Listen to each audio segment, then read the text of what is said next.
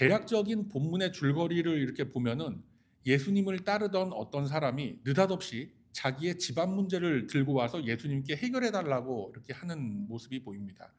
그 집안의 자초지종을 들으신 예수님은 즉각적인 답을 피하시면서 한 부자의 비유를 통해서 자신에게 문제를 제기한 사람과 주변에 있던 모든 이들에게 복음을 통한 명확한 해결책을 제시하는 것이 이 본문에 기록된 대략적인 모습입니다.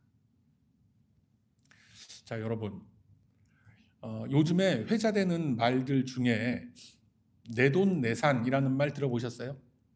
내돈내산. 내가 벌어들인 소중한 내 돈으로 사고 싶었던 것, 갖고 싶었던 것들을 산다라는 그런 신조어입니다. 누구의 도움이나 선물이나 어떤 행운 없이 순수한 내 돈으로 구입하거나 갖추게 된 나의 것, 이것을 의미합니다. 그리고 이 같은 내돈내산을 통해서 얻는 소확행이라는 말이 있습니다. 무슨 말인지 아세요? 작을 소자를 써서 작지만 확실한 행복이라는 그 의미의 신조어라고 합니다. 그래서 이 내돈내산을 통한 소확행이라는 것이 동서양을 막론하고 요즘 젊은 시대 젊은이들의 이 시대 젊은이들의 하나의 그 트렌드가 되었다라고 하는 겁니다. 여러분 어떻게 생각하세요? 어찌 보면 젊은이들의 그 과소비를 걱정하는 기성세대를 향해서 어차피 힘든 이 세상 큰 돈도 벌지 못하는데 내가 벌어서 내가 마음대로 쓰겠다는데 도대체 뭐가 문제냐라고 항변하는 것이 요즘 젊은이들의 그런 세태라고 합니다. 뭐 멀리 볼 거 없습니다. 저희 집만 보더라도 특히 뭐 저희 막내만 보더라도 일주일에 그 아마존에서 오는 그 뭐예요 딜리버리 그 박스가 뭐 하여튼 여러 개입니다. 신발에 티셔츠에 바지에 뭐 하여튼 그 많은 것들을 도대체 뭐 어디다 쓰려고 그러는지 모르겠습니다만 뭐 그 덕에 뭐 저도 좀 떡고물을 얻어먹고 하는 그런 게 있어서 뭐라고 야단은 안 치지만 하여튼 좀 그런 마음이 듭니다. 자, 그래서 이 같은 그 트렌드의 배경에는 이제 그게 중요한데 결국 인간이 자신의 존재와 의지의 주체로서 스스로를 자각하려는 것에서부터 이런 현상들이 나온다라는 거예요. 그러니까 이런 것이 나쁘다라는 거 아니라 이러한 그 자의식의 발로가 시작이 된 것은 좋은데 그 중심을 제대로 잡고 있지 못하기 때문에 이러한 흐름들이 그러니까 뭐 내돈내산, 소확행 막 이러한 것들이 점차 모이면서 사실은 이 시대의 사회 문제로까지 대두가 되고 있는 겁니다. 그러니까 다시 말해서 나의 주인은 나다라는 강한 자의식이 생기는 건 좋은데 잘 생각해 보세요. 주인된 존재로서 내가 내 인생의 주인, 뭐 내가 벌어들이는 내가 내 돈의 주인 다 좋다 이거예요. 다 좋은데 그 주인으로서 나에게 주어진 주인으로서의 역할과 권력은 과연 이 사회 속에서 찾을 수 있는가? 없다라는 거예요. nothing이에요. nothing. anywhere. 주인됨의 역할과 그 권력이라는 것은 우리에게 없고 사실은 책임이라는 것만 우리에게 주어지는 겁니다. 자, 그래서 이러한 현실 속에서 나의 주인은 나다라는 이 자의식은 오히려 역설적으로 우리에게 무기력함이라는 것을 가져다 주게 되는 겁니다. 주인이 된 내가 이 세상에 그리고 내 인생의 주도권을 쥐고 있기는커녕 딱 만들어져 있는 시스템 바깥에 방치된 존재처럼 느껴지는 현실에 부딪히는 겁니다. 그러니까 내가 너의 주체로 살아라. 너의 주인은 바로 너 자신이다라는 이 시대의 메시지와 달리 그 주체로서 결정할 수 있는 권한도 그리고 그것들을 감당할 수 있는 어떤 자원도 턱없이 부족하다라는 거예요. 이것이 오늘날의 젊은 세대들이 겪고 있는 실존적인 딜레마가 됩니다. 이해가 되세요? 이게 굉장히 어떻게 보면은 좀 철학적인 얘기 같지만 사실 어떻게 보면 굉장히 쉬운 얘기입니다. 제가 지금 어렵게 말씀을 드려서 그렇지 굉장히 쉬운 얘기예요. 내가 내 인생의 주인이란 말이에요. 그런데 내가 되고 싶은 거를 될 수가 있어요? 내가 원하는 대학에 뭐 척척 들어갈 수 있는 그런 세상이 아니죠. 그리고 그런 경쟁을 뚫고 내가 사회에 진출했어요. 내가 구글 프로젝트 팀에 내가 가서 일을 한번 열심히 해봐야 되겠다. 그거 뭐 받아줘요 그거? 아무나 받아줍니까? 그렇지가 않다고요. 그런 세상이 아니라고요 지금. 그러다 보니 이 시대에 뭐가 그렇게 늘어납니까? 특히나 그 한국 사회에서 뭐가 그렇게 늘어나고 있어요? 자살률이 높아지고 있는 겁니다. 그것도 젊은 세대가 20대 초중반에 그 피워보지도 못한 젊은 청춘들이 자살하는 비율이 언론에서 오히려 쉬쉬해서 그렇지 사실은 굉장히 지금 가파르게 그 비율이 올라가고 있다는 겁니다. 아주 큰 사회 문제입니다. 지금 한국 사회에서는. 왜? 내가 내 인생의 주인임에도 불구하고 내가 할 수 있는 게 아무것도 없는 거예요. 그냥 부모 그늘 밑에서 그냥 집에 그냥 이렇게 있는 뭐 이것밖에는 내가 할 수 있는 게 없는 거예요. 요즘 젊은 아이들이. 여기서 오는 좌절감과 불안감, 절망감이 결국은 한 인생의 파국을 맞게 그렇게 하는 겁니다. 그래서 이 자살이라고 하는 것은 슬픔, 좌절감, 분노 이런 것들이 최고조로 표현되는 방법이에요. 그게 자살인 거예요. 그냥 수틀려서 그냥 에이 모르겠다 이게 아니란 말이에요, 여러분. 그래서 그런 시도를 하는 사람, 그런 고민에 빠져서 괴로워하는 사람 함부로 비난하면 안 되는 겁니다. 잘 생각해 보세요. 복음을 이해하는 깊이가 얕고 복음을 이해하는 폭이 좁은 사람들이 저지르는 실수가 뭐냐면 율법적인 내용, 어디서 얻어들은 성경 한 구절 딱 갖고 나와서 이거 봐라. 하나님의 말씀에 위배되는 짓을 지금 하고 있지 않느냐. 이게 범죄하는 거다. 반복음적이다. 그런 얘기를 하면서 사실상 사회적인 폭력을 가하거나 그냥 저 사람은 저런 사람이야 라고 주홍 글씨를 새겨버리는 그런 짓들을 하는 거예요. 이런 실수를 하고도 그게 실수인 줄을 몰라요. 왜? 복음을 깊게 이해하지 못하고 있기 때문에 그런 거예요. 그리고 인간이 어떤 존재라는 것을 모르기 때문에 그냥 그렇게 얘기하는 것뿐이에요. 그런 얘기 함부로 그렇게 하는 거 아니에요.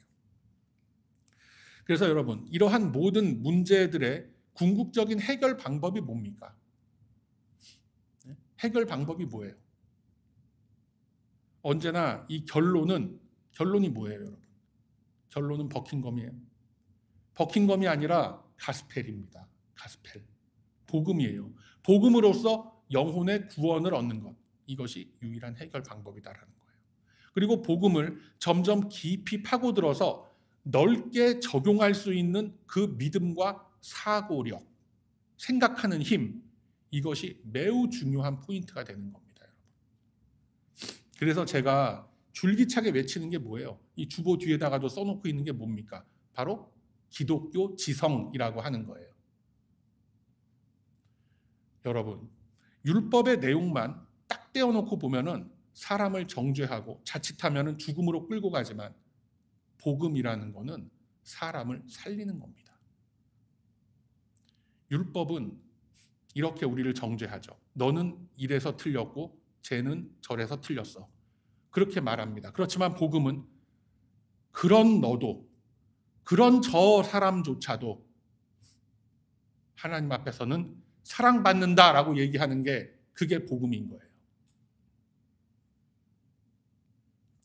율법은 죄의 무게를 지적하지만 복음은 그 죄를 대신 짊어져 주신 그분을 소개하는 거예요.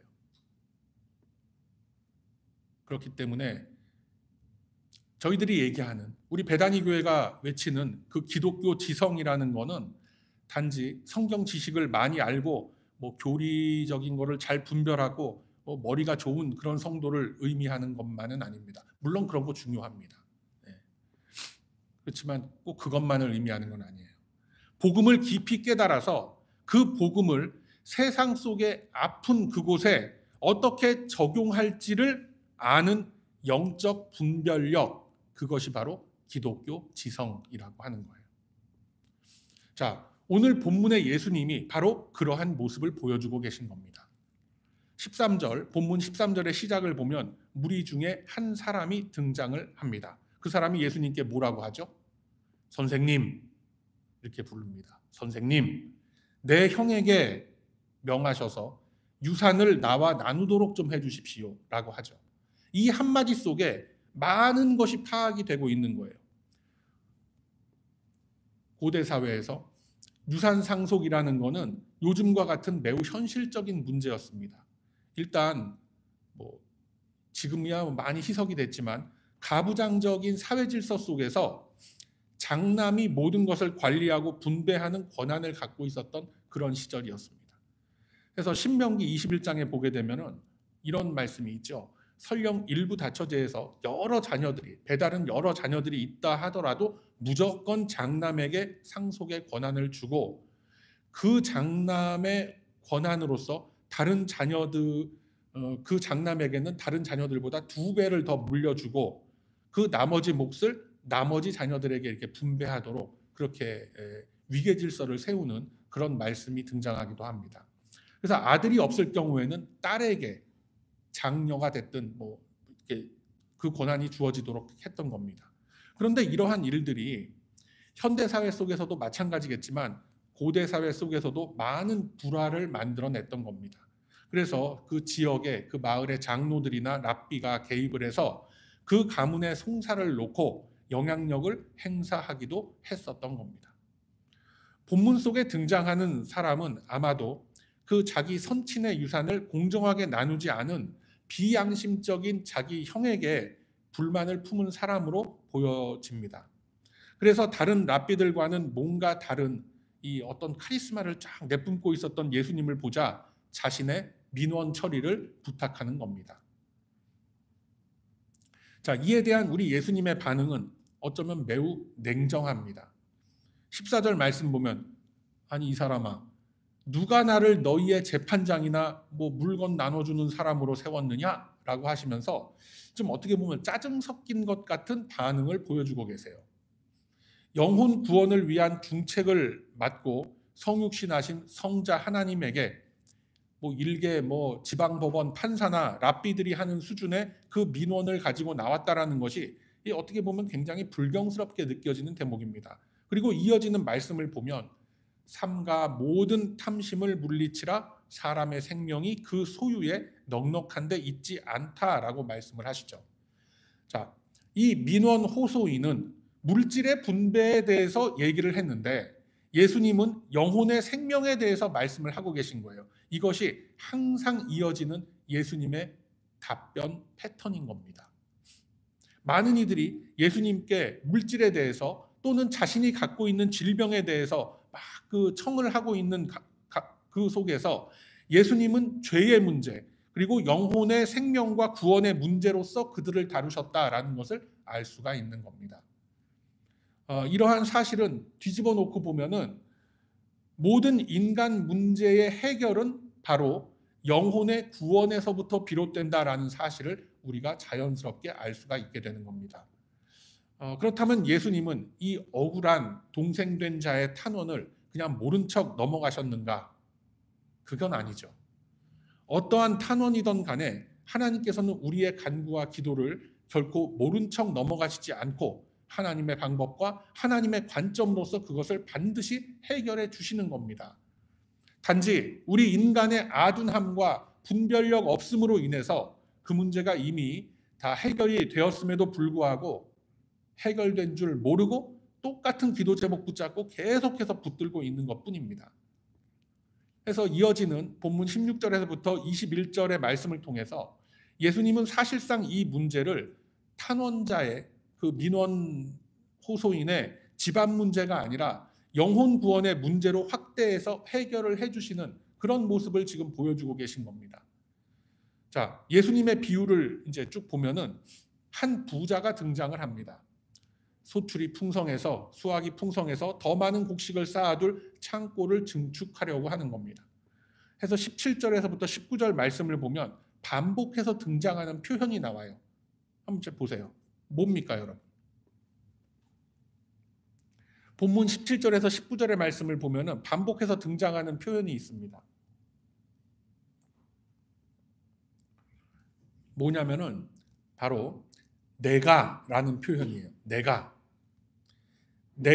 내 곡간을, 내 모든 곡식과 물건을 내 영혼에게 라는 표현이 계속 이어지고 있죠.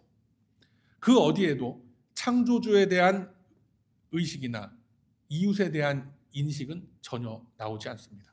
뭐든지 나에게, 내 모든 것, 내 것, 이렇게 하면서 자기의 그 소유된 것만을 생각하는 겁니다.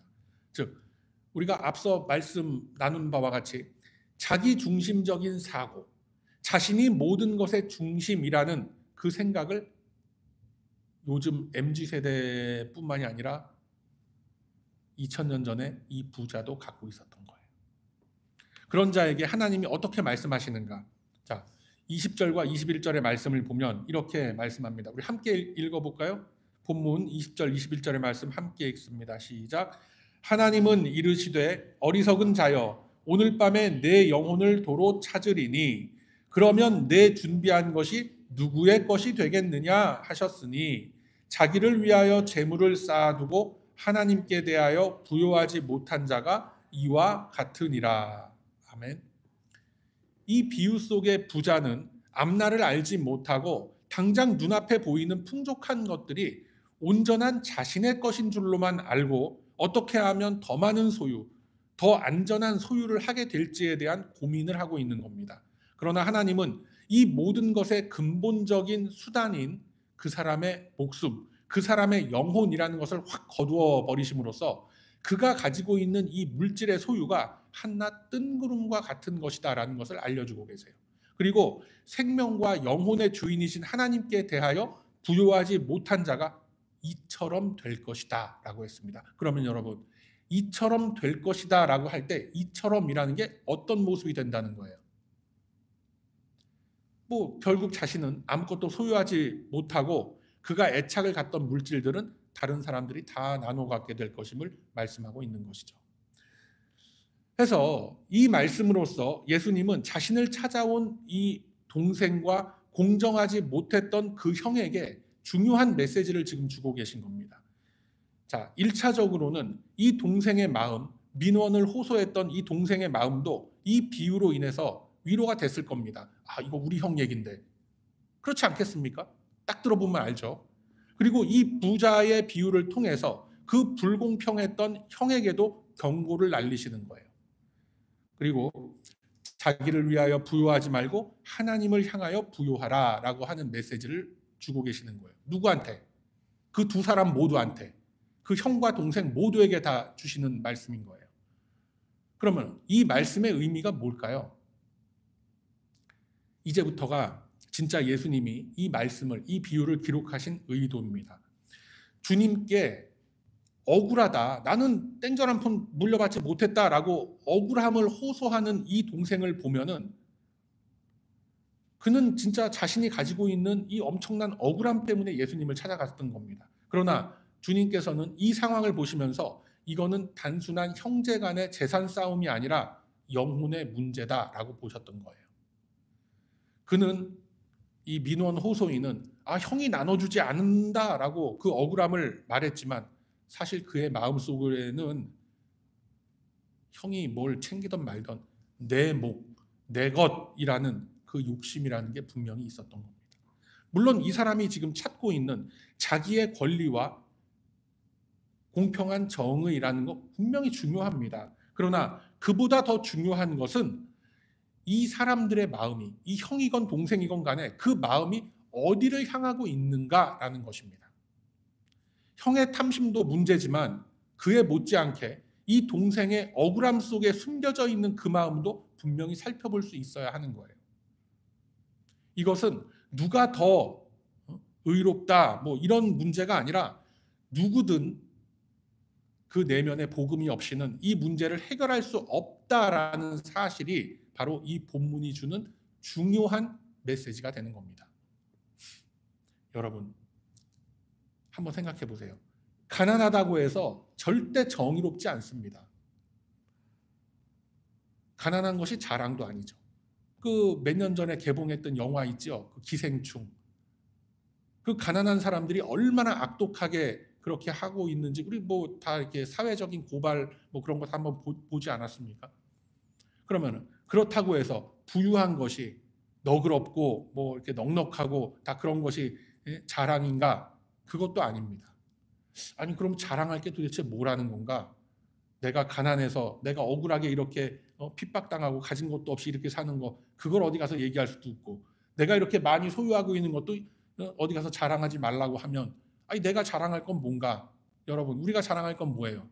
바로 내 안에 계신 예수 그리스도만 자랑할 수 있는 거예요. 예수님은 이 말씀을 통해서 복음이 없는 인생, 하나님과 상관없는 그 성공이라는 것이 얼마나 허망한 것이다라는 것을 보여주고 있는 겁니다. 부자는 자신의 재산이 많아서 더 그 자기의 그 사업을 곳간을 확장하고 문어발식 경영으로 쫙 하면서 평안한 삶을 꿈꿨습니다. 자, 그러나 그 사람이 간과했던 것은 하나님 앞에 선 내 영혼이라는 거예요. 하나님 앞에서 자신의 억울함을 이렇게 토로했던 그 동생도 마찬가지입니다. 자신의 억울함이 곧 자신의 정의로움을 대변하는 건 아닙니다. 동생 입장에서 보면은 이럴 수 있죠. 아, 나는 욕심 많은 형한테 억울하게 당하고 있는 그런 피해자라고 그렇게 우길 수 있을 겁니다. 그러나 이 동생 역시 진정으로 자신의 형과 자기 자신에게 필요한 것이 무엇인지를 놓치고 있는 거예요. 아버지가 물려준 그 예를 들어서 몇십억 그 재산이 아니라 진짜 이 형제한테 필요했던 거는 복음이었던 거예요.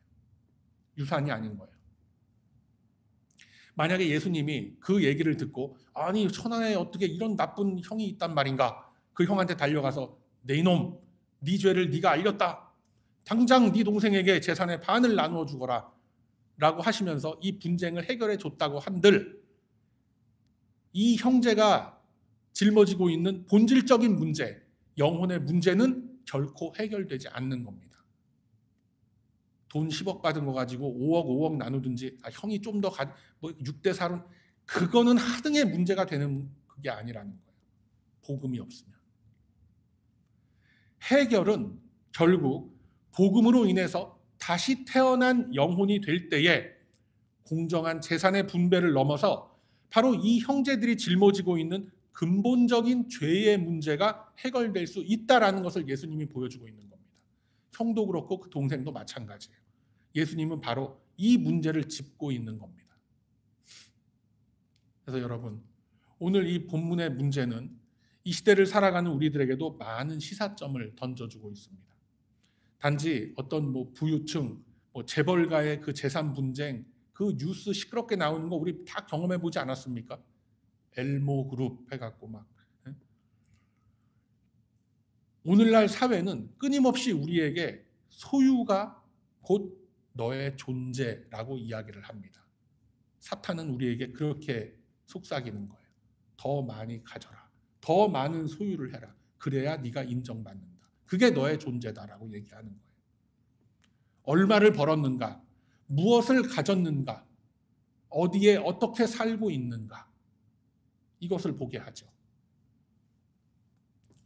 이 모든 것들이 마치 우리네 성도됨에 인간됨의 어떤 가치와 영혼의 상태를 대변하는 것처럼 이 시대에는 그렇게 포장이 되어 있는 겁니다. 그리고 많은 이들이 다 거기에 빠져서 그 끝에 뭐가 있는지도 모르고 그냥 허겁지겁 그거를 그냥 그렇게들 따라가고 있는 거예요. 더 많이 벌기 위해, 더 많은 것들을 가지기 위해서, 또 그것으로 더 멋져 보이는 그 삶을 꾸리기 위해서 달려가죠. 그럼 어떻게 돼요? 결국 우리의 마음은 점점 더 하나님 나라의 가치 질서와는 멀어지고 더 많은 창고를 꿈꾸는 부자와 다르지 않은 모습이 되어버리고 마는 겁니다.